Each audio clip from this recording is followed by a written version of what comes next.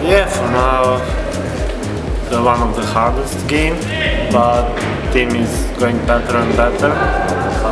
And I think for first match in season, everything will be good.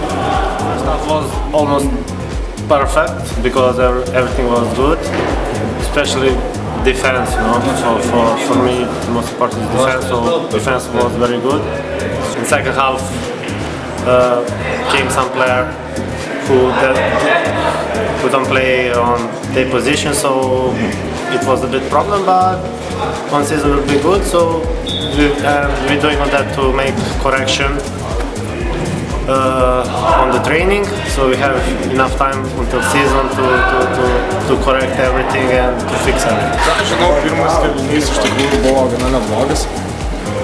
Pirmas 10 minučių jie mus bandė, kaip pasakyti, suvalgyti vidury, bet atsilaikėm, paskui mes perėmėm žaidimo vadžias, įmušėm tokį įvartį iš kontratakos, antrą kėlinį treneris padarė kelis keitimus netipinius, tiesiog gerė šio gynimą ir tiesiog pasėdom truputį, gavom 3 įvarčius tokius iš gana durnių padėčių, daug klaidų padarėm.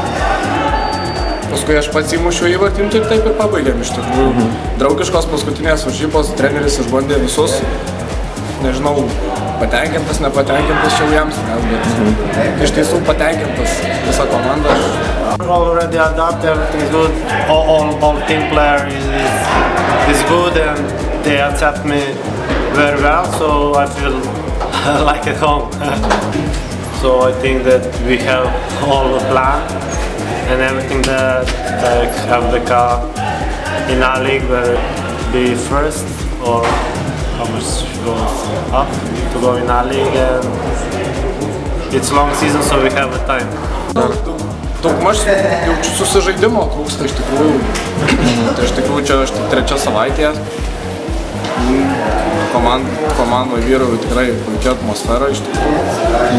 Reikia susižaidimo, manau, tik tai ir truputį fizinės jėgos reikia, manau. Fiziškai jaučiuosi dar gan silpnokai, bet emociškai tai labai pakyliai. Tikrai komanda puikiai priėmė. Nesitikėjau iš tikrųjų tokios atmosferos, labai patinka man šitą komandą.